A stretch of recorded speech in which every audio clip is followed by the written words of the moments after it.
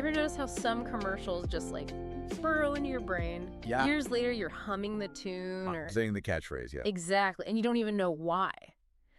So today, we're doing a deep dive into what makes those ads so sticky, so unforgettable, and how they've actually shaped things. Right. We've been digging into excerpts from Where's the Beef, the catchphrases that changed advertising forever. And it's pretty amazing how these little ads, these short bits of content, can have such a lasting impact. Totally. So yeah, our mission today is really to unpack that magic, What's the secret sauce behind these ads that just stick around? Okay, so the source material talks about this shift, right? Mm. How ads went from just like showing you a vacuum cleaner working It's your demonstration. to actually telling little stories. What was key there? Well, back in the early TV days, it was very straightforward, very literal.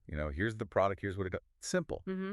But then I think advertisers realized connecting emotionally. That was the real power. It wasn't just about features. It had to feel like something. Exactly. So that pushed things towards, well, narratives, characters you could maybe see yourself in, and just getting better at grabbing attention and building that brand connection beyond the specs. And speaking of storytelling, the book really zeroes in on one huge example. Wendy's Where's the Beef? Back in, what, 84? Oh, yeah. 1984. Clara Peller. Iconic. Just absolutely iconic. It really was lightning in a bottle. Yeah. Her delivery of Where's the Beef? I mean, it started as just a jab at competitors, right? Right. Saying their burgers were all bun. Just a simple critique. But it just exploded. It went way beyond advertising, became this huge cultural thing. People were saying it everywhere. They really were. The source mentions it even came up in like political debates, which is kind of nuts for a fast food ad. It really shows you, doesn't it, if a message hits the right nerve. It can go anywhere. So, okay, you've got Clara Peller, you've got that killer line. What else does the book say makes an ad stick in your head? Well, several things come up. First, those catchy jingles and really punchy catchphrases.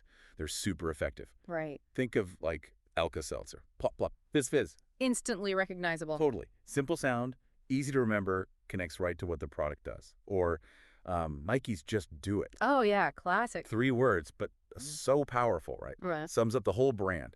They work because they're, well, easy for our brains to latch onto cognitive fluency, you could call it. And they usually hit some kind of emotion, too. Like relief or feeling empowered. Exactly. It becomes almost automatic. Hearing it brings the brand right to mind. So easy recall, emotional hook.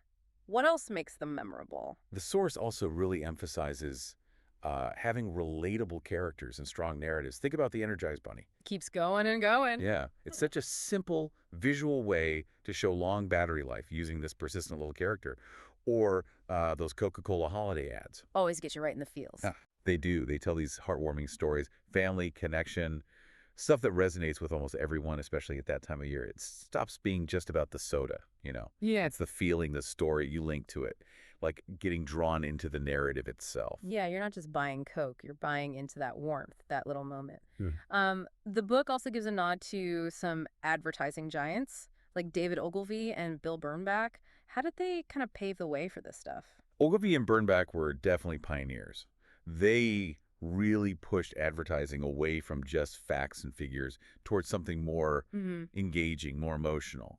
Ogilvy was brilliant at weaving these sophisticated stories around products, creating this sense of, like, aspiration. Burnback, he was all about creativity, emotional honesty.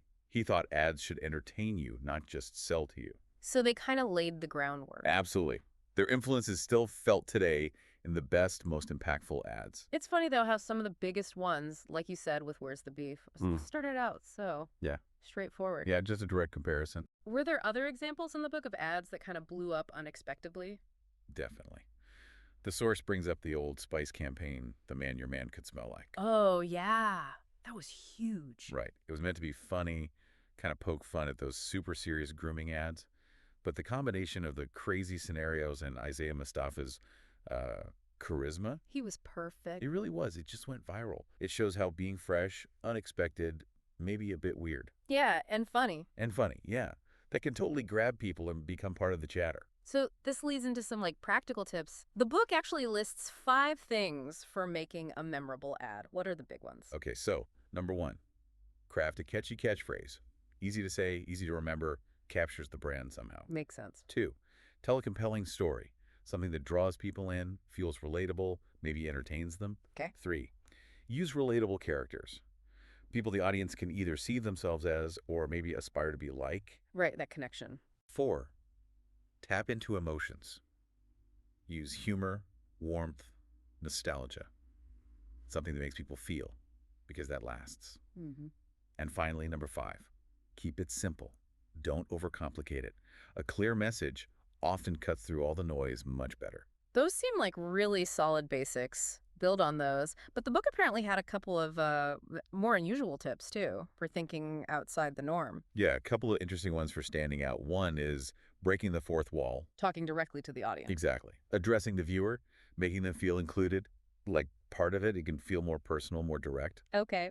The other one was leveraging unexpected partnerships, Mm-hmm. collaborating with, people or brands you wouldn't normally associate together. Ah, the surprise factor. Yeah, it creates novelty, makes you stop and go, huh.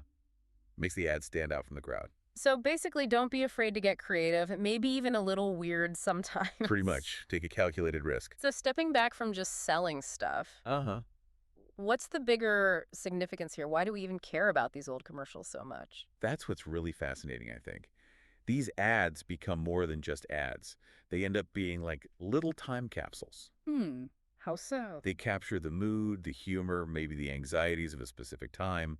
They reflect the culture back at us. And then they become these reference points, cultural touchstones. Things everyone recognizes. Exactly. You quote the line, everyone gets it. And the source points out, a lot of these classics came from when TV was king. Everyone was watching the same thing, so these ads had this massive shared audience. A shared experience that's harder to get now. Much harder. So in a way, the really good ones became this kind of popular art form, reflecting who we were at that moment. Where's the beef? Wasn't just about tiny burgers. It tapped into this feeling in the 80s maybe, about substance, about getting what you paid for. Okay, connecting it to the broader context. Right, or the Old Spice guy playing with ideas about masculinity as that was shifting too. They often tap into something bigger than just the product. Wow, so these little 30-second spots actually end up playing a pretty big role culturally, more than just an earworm jingle. Definitely more. They give us this glimpse into our collective past, and they really show the power of creativity to connect with millions of people, sometimes for decades. This has been super interesting. Really makes you think differently about those ads you remember. It does, doesn't it? Makes you wonder which ones have stuck with you and try to figure out why. Yeah. And it kind of leaves us with a big question, maybe for you listening. Now that media is so fragmented, everyone's watching different things on different screens. What's it going to take? What are the new ways advertisers might find to create those shared, iconic moments that last like the classics did? That's a great thought to end on. Something to chew on.